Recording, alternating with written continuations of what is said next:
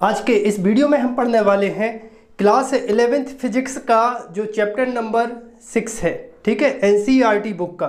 ऐसी आपके पास NCERT book होगी तो एनसीईआरटी बुक का जो चैप्टर नंबर 6 है, कार्य, ऊर्जा एवं शक्ति, और उस चैप्टर के अंतर्गत हम पढ़ने वाले हैं आज के वीडियो में स्प्रिंग की स्थितिज ऊर्जा। किसी स्प्रिंग की जो स्थितिज ऊर्जा होती है उसके लिए हम डेरिवेशन प्राप्त करेंगे, जानेंगे कि स्प्रिंग की स्थितिज ऊर्जा क्या होती है और किसी स्प्रिंग की स्थितिज ऊर्जा का जो डेरिवेशन होता है वो भी प्राप्त करूंगा। मैं हूं मनोज श्रीधर और आप सभी बच्चों का आपके अपने प्यारे से चैनल जिसका नाम है श्रीधर क्लासेस में बहुत बहुत स्वागत है। चलो तो बात करें स्प्रिंग की स्थितिज ऊर्जा आखिर होती क्या है। देखिए, जब हम किसी स्प्रिंग को खींचते हैं, किसी स्प्रिंग को जब हम खींचते हैं, स्प्रिंग समझते हो, जब उसको हम खींचते हैं या उसको हम दबाते हैं तो क्या किया जाता है, क्या किया जाता है, कार्य किया जाता है। यही कार्य उस स्प्रिंग की स्थितिज ऊर्जा के रूप में संचित हो जाता है। देखो, मैं आपको समझाने के लिए एक क्लिप लेके आया हूँ, इसमें स्प्रिंग लगी है। एक और क्लिप लेके आया हूँ, इसमें भी एक क्लिप लगी है। देखो इधर, इसको हमने खींचा तो क्या किया, कार्य किया। अब यही कार्य, अब इसके पास ऊर्जा है, ऊर्जा है कि नहीं। इसको अपन नाक में दबा के देखें, नाक दब रही कि नहीं, क्यों दब रही, क्योंकि इसके पास क्या थी, ऊर्जा थी। उंगली में दबा के देखो, उंगली में दर्द हो रहा है, करके देखो दर्द हो रहा है। क्यों हो रहा, क्योंकि हमने इसको जब खींचा तो क्या किया, कार्य किया। अब ये कार्य इसकी क्या है, ऊर्जा है, कार्य ही ऊर्जा है। ठीक है, तो जब किसी स्प्रिंग को खींचे या फिर दबाएं तो हमें क्या करना पड़ता है, कार्य करना पड़ता है। यही कार्य स्प्रिंग की स्थितिज ऊर्जा के बराबर होता है। क्लियर है इतनी बात। तो देखो अब आगे, यहाँ चित्र में हमने आपको स्प्रिंग की 3 स्थितियां प्रदर्शित की हैं। स्प्रिंग एक ही है, स्प्रिंग एक ही है। पहली वाली स्थिति देखो जरा, पहली वाली स्थिति देखो, यहाँ पे कोई एक दृढ़ आधार है और उस दृढ़ आधार को हम नाम दे देते हैं ए। ठीक है ना, दृढ़ आधार मतलब जैसे पंखा लटका होता है ना, तो सीलिंग क्या हो गई, दृढ़ आधार हो गई और उससे पंखा लटका है।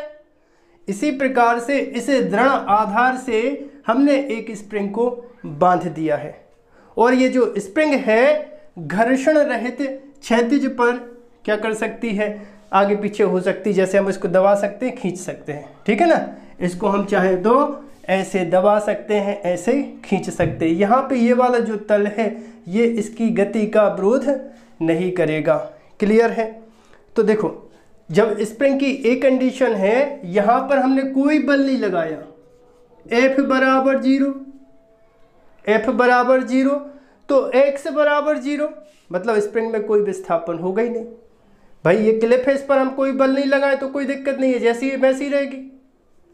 दूसरी कंडीशन में देखो जरा, दूसरी कंडीशन में देखो, अब यहां पर हमने क्या किया, इस पर एक बल लगा दिया, इस डायरेक्शन में, इस डायरेक्शन में स्प्रिंग को हमने ऐसे खींच दिया, स्प्रिंग को हमने ऐसे खींच दिया, खींचा तो क्या किया, कार्य किया ना। तो स्प्रिंग में क्या होगा, स्प्रिंग का क्या होगा, स्प्रिंग में विस्तार होगा, स्प्रिंग कुछ लंबी हो जाएगी।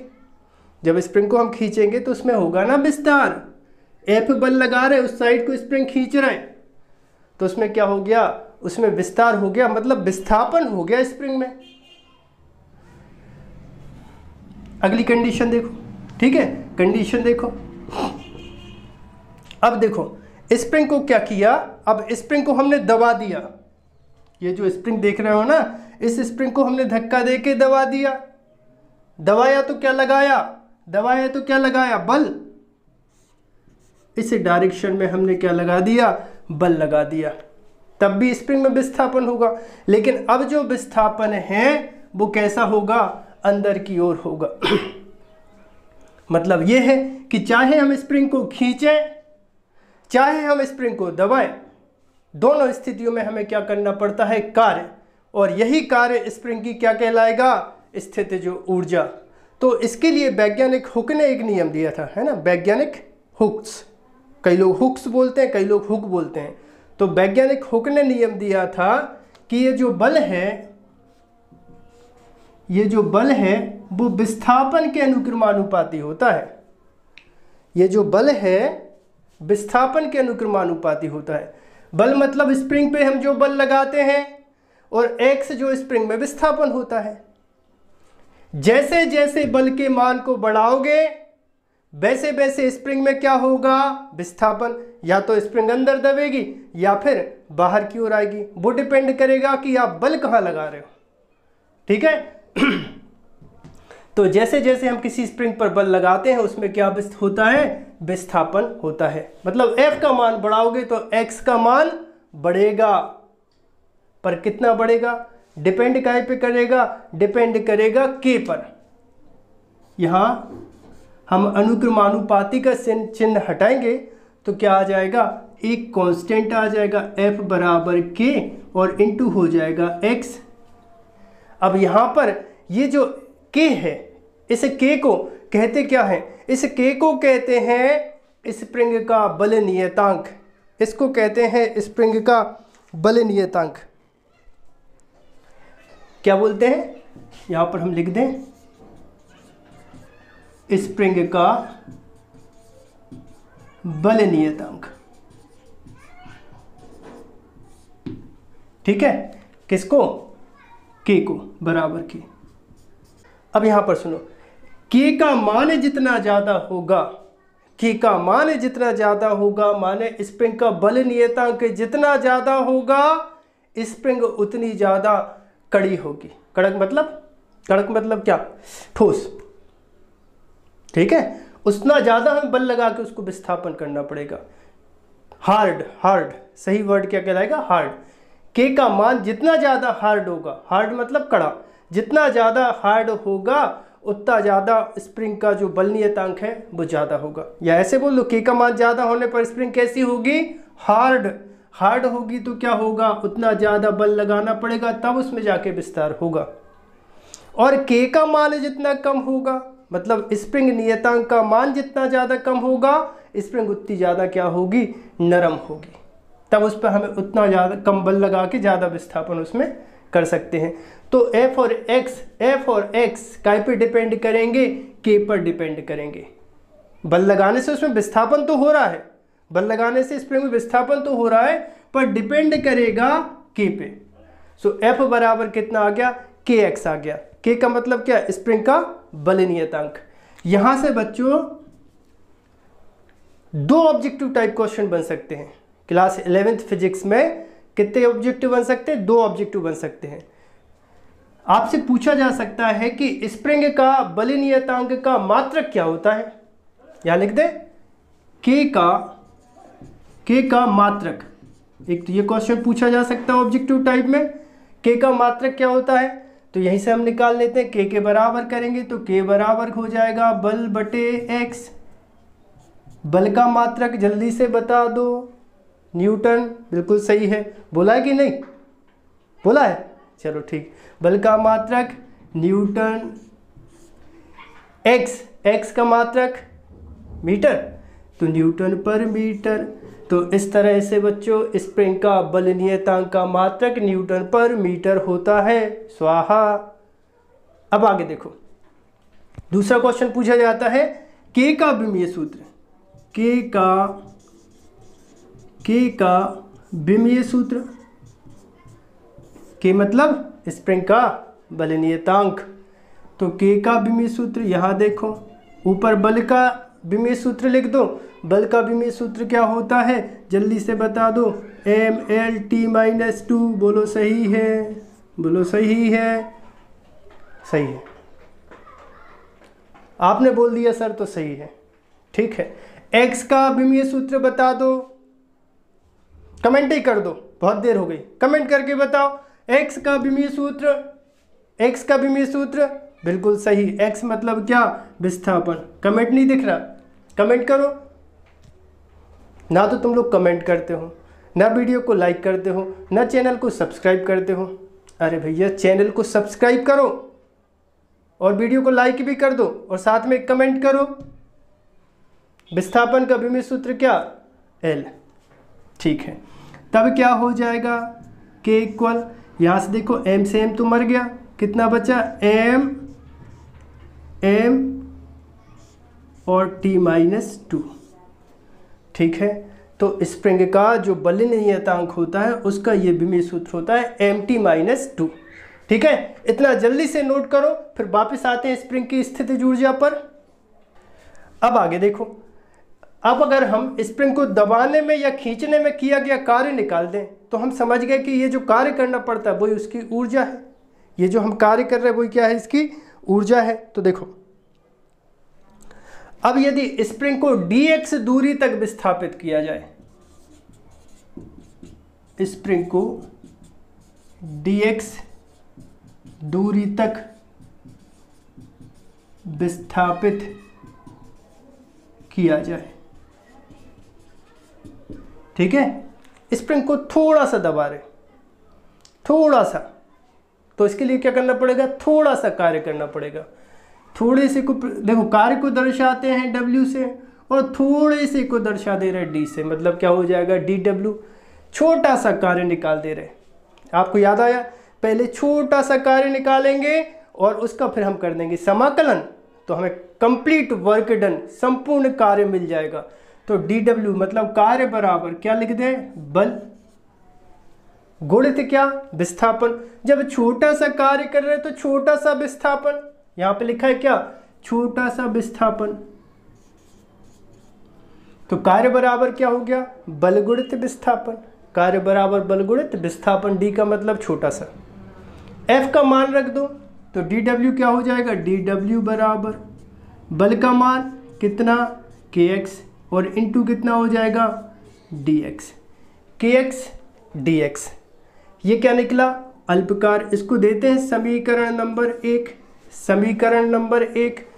अब यदि हमें इसका संपूर्ण कार्य निकालना है, क्योंकि कार्य ही ऊर्जा है, जो कार्य करेंगे वही ऊर्जा है, तो यहाँ पर इस कार्य का यदि हम समाकलन कर दें, कहाँ तक समाकलन कर दें, x बराबर 0 से x तक, इसकी लिमिट हो जाएगी। में जो हमें कार्य करना पड़ेगा वही कार्य इसकी ऊर्जा होगी। मतलब क्या, मतलब क्या, W बराबर ऐसा लिख दो, तब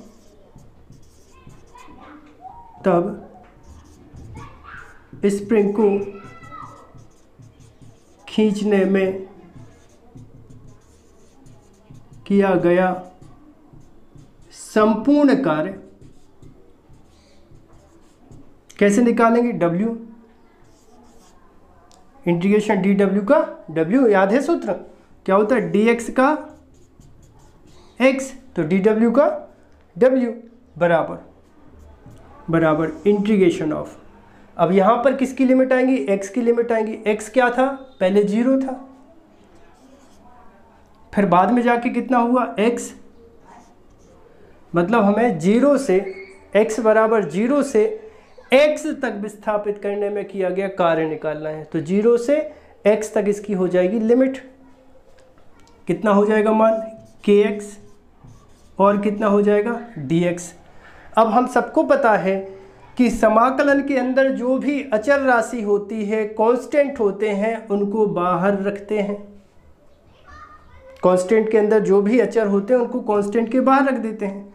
सो W बराबर के बाहर निकाल दो, के क्या है, स्प्रिंग कांस्टेंट, बल नियतांक, समाकलन 0 से x, यहाँ पे कितना x और हुआ ये कितना, dx। अब आपको याद हो तो आपने एक फॉर्मूला पढ़ा है, फॉर्मूला क्या होता है, integration of x to the power n dx बराबर होता है x to the power n+1 बटे होता है n+1। ये एक समाकलन का फॉर्मूला होता है। ये फॉर्मूले को यहाँ पर लगा दो, यहाँ पर 1 की पावर मान लो, तब कितना हो जाएगा, तब ये हो जाएगा W बराबर के x के ऊपर n की घात, तो x के ऊपर यहाँ पर कितना है 1, मतलब x के ऊपर 1 प्लस कितना हो जाएगा 1 बटे हो जाएगा 1 प्लस हो जाएगा 1।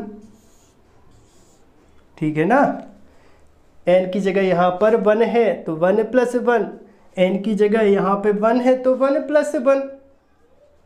लिमिट देखो, लिमिट है कितनी 0, अपर लिमिट कितनी है x, तब ये हो जाएगा w बराबर k, x के ऊपर कितने की घात, x के ऊपर कितने की घात, 1 और 1 2 बटे कितना 2, लिमिट कितनी 0 से x। क्लियर है? जल्दी से इतना नोट करो। अब आगे देखो जरा, मैंने जगह बना ली है। अब आगे देखो, तब ये w बराबर होगा, w बराबर k, देखो चलो k बटे 2, 2 को और बाहर निकालने पर ये k बटे 2, अब कितना बचा, अब बचा x टू द पावर 2 और यहाँ पे लिमिट 0 और x। अब देखो, जब भी समाकलन की लिमिट रखते हैं तो सबसे पहले आती है अपर लिमिट, वो बड़ा भाई है। अपर लिमिट मतलब बड़ा भाई, वो बोलेगा इसको हटाओ, उसकी जगह हम आएंगे, इसको हटाओ, इसकी जगह हम आएंगे। कौन? सबसे पहले अपर लिमिट को इस पर रखते हैं। यहाँ जो भी होता है उसको वो उचका देता है। किस्मत से अभी x है तो x आ ही रहा है, इसकी जगह a होता, कुछ भी होता, तो वो हमेशा उसको हटा देता, क्योंकि बड़े भाई आ रहे हैं। x का मतलब क्या? बड़ा भाई। रखें, देखो जरा, w बराबर k बटे 2, सबसे पहले कौन? बड़ा भाई आया। यहाँ का ये वाला जो x है ये तो गया, बड़ा भाई आ गया, तो x और घात कितने की? 2 की। छोटा भाई कहलाता है लिमिट। छोटा भाई कहता है बड़े भाई आप बैठ गए तो बाजू में हम भी बैठ जा रहे हैं, तो बाजू में बैठता है कौन? छोटा भाई।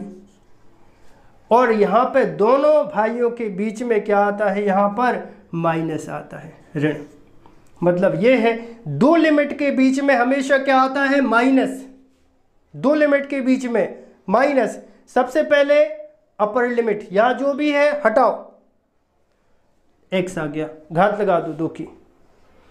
दो लिमिट के बीच में माइनस, फिर क्या किसने कहा? छोटा भाई ने, कि भैया x तो चला ही गया है, हम भी आ जाए, क्या ले आ जाओ बाजू में, तो x हटेगा और क्या आ जाएगा? 0 आ जाएगा। और दो लिमिट के बीच में क्या आता है? माइनस आता है। तब ये कितना हो जाएगा? w बराबर k बटे 2, और यहाँ पर इंटू कितना बचा? x स्क्वायर, 0 को वर्ग 0 है ना, कितना बचेगा? केवल x स्क्वायर। अब ये जो हमने कार्य किया है, ये जो हमने कार्य किया है, यही कार्य इस स्प्रिंग की स्थिति जो ऊर्जा कहलाता है। अभी हमने बताया था, जब किसी स्प्रिंग को दबाएं या जब किसी स्प्रिंग को खींचें तो हमें क्या करना पड़ता है? हमें कार्य करना पड़ता है। यही कार्य उस स्प्रिंग की ऊर्जा के बराबर होता है। बोलो स्वाहा, भारत माता की जय। तब यहाँ पे क्या हो जाएगा? ये कार्य ऊर्जा के बराबर है। ऊर्जा को यहाँ पे लिख दें, यही कार्य स्प्रिंग की